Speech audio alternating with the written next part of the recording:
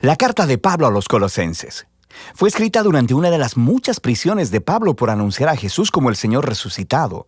Y la carta está dirigida a un grupo de personas que Pablo nunca había conocido, que formaban una comunidad de iglesias que él no inició. Esta iglesia en Colosas fue iniciada por un colaborador de Pablo llamado Epafras, quien era de esa ciudad.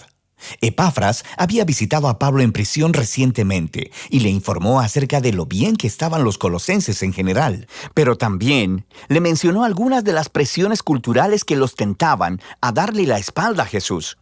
Así que Pablo escribió esta carta para animar a los colosenses a que aborden los asuntos que Epafras expuso y para retarlos a una mayor devoción a Jesús.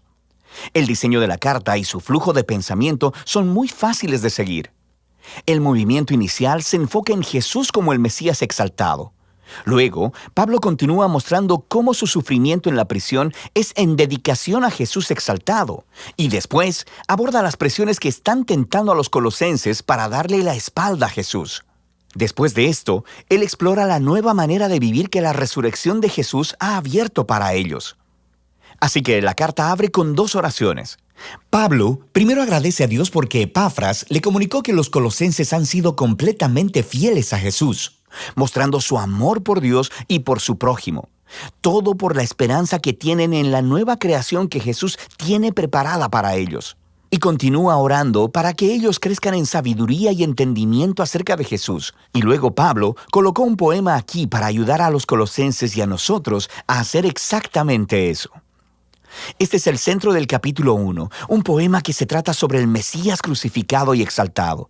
Tiene 2 versos paralelos y está lleno del lenguaje y las figuras de los libros de Génesis, Éxodo, Salmos y Proverbios.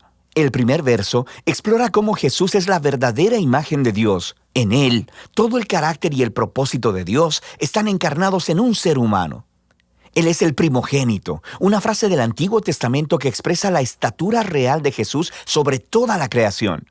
Él comparte su identidad misma con el único Dios verdadero y creador, y a través de él toda la realidad ha sido creada, todos los poderes y autoridades, espirituales y humanas.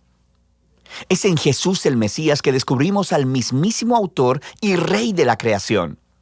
Así que en el segundo verso descubrimos que Él es también el que está produciendo una nueva creación.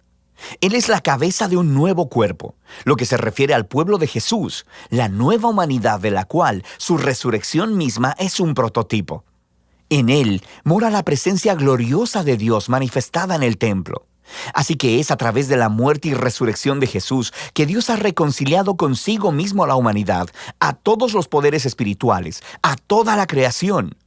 Este es un poema asombroso y Pablo continuará refiriéndose a él en el desarrollo de la carta. Así que primero nos muestra cómo la verdad de este poema transforma su propia experiencia de sufrir en prisión. Él está siendo castigado por anunciar al mundo griego y romano que Jesús es el Señor y el Rey resucitado. Así que su sufrimiento, piensa él, no es una señal de derrota.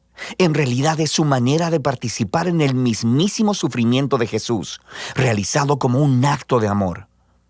Y así, sus dificultades en realidad son una causa de gozo.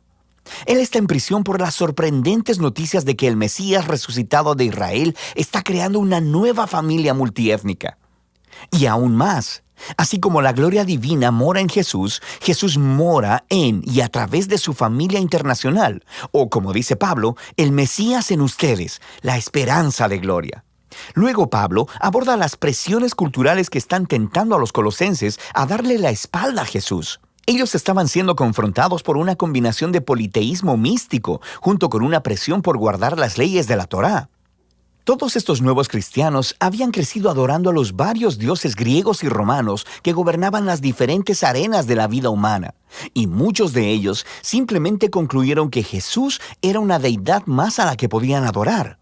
También existía una gran presión por parte de la comunidad judeocristiana para que estos no judíos completaran su compromiso con el Mesías, obedeciendo todas las leyes que se encontraban en la Torá. Específicamente, él menciona comer una dieta kosher, guardar los días sagrados y la circuncisión. Es un problema muy similar al que trató en la carta a los Gálatas. Para Pablo, ceder ante cualquiera de esas dos tentaciones es transigencia.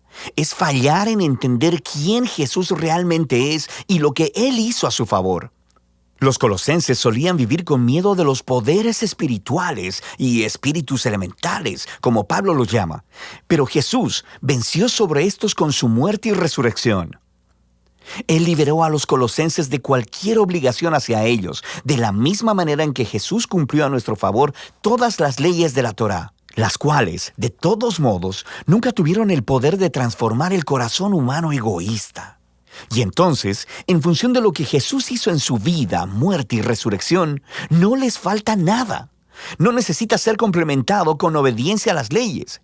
De cualquier forma, Él es la realidad a la que todas las leyes de la Torá apuntaban. En lugar de las leyes, los seguidores de Jesús tienen el poder de ser transformados por su resurrección, y eso es lo que Pablo continúa explorando. Seguir a Jesús significa unirse a su nueva humanidad, porque ahora sus vidas han sido unidas a la vida resucitada de Jesús. Y esta es la razón por la que Pablo reta a los colosenses a poner sus mentes en las cosas de arriba, donde está sentado el Mesías a la diestra de Dios. Ahora, Pablo aquí no quiere decir piensen sobre cómo algún día van a dejar la tierra e ir al cielo. Más bien, los cielos son el lugar trascendente desde donde Jesús gobierna ahora sobre toda la creación, y desde allí Él regresará un día para transformar todas las cosas. O, como dice Pablo, cuando el Mesías, que es vuestra vida, sea revelado, ustedes también serán revelados con Él en gloria. De manera que Pablo los reta a vivir en el presente como la nueva clase de humanos en los que un día se convertirán. Él usa la imagen de la vieja humanidad de ellos, caracterizada por una sexualidad distorsionada y una manera destructiva de hablar. Para los cristianos, esa humanidad murió con Jesús y ha sido reemplazada por la humanidad nueva de Jesús, la cual se caracteriza por la misericordia y la generosidad, por el perdón y el amor. Y esta humanidad trasciende las fronteras étnicas y sociales de nuestro mundo para crear, en las palabras de Pablo, un pueblo donde no hay griego ni judío, circunciso o incircunciso, esclavo o libre, sino que el Mesías es todo y en todos. Luego Pablo se pone muy práctico y le muestra a los colosenses cómo esta nueva humanidad podría lucir en el hogar romano del primer siglo, el cual era una institución realmente autoritaria, donde el patriarca tenía el poder sobre la vida y la muerte de su esposa, hijos y esclavos. Pero así no debía ser en el hogar cristiano. Aquí, el Jesús resucitado es el verdadero Señor. Así que en el Señor, la esposa le permite a su esposo hacerse responsable de ella, y el esposo está sujeto a Jesús al amar a su esposa y poner el bienestar de ella delante del suyo. En un hogar donde Jesús es Señor, los niños no son objetos, sino que son guiados a la madurez y al respeto, y los padres deben criar a los niños con paciencia y entendimiento. Los cristianos que son esclavos deben honrar a sus amos humanos, precisamente porque ellos no son el verdadero amo, sino Jesús. Y los cristianos que tienen esclavos deben entender que este esclavo no es su propiedad, sino más bien un compañero del cuerpo de Cristo que debe ser honrado y recibido en amor. Y aquí Pablo está caminando en una línea muy delgada. Él está moldeando la institución romana más básica alrededor de Jesús, quien gobierna el mundo con su amor sacrificial.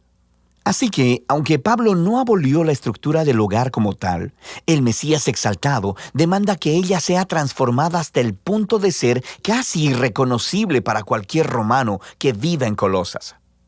Puedes ver esto más claramente en la conclusión de la carta.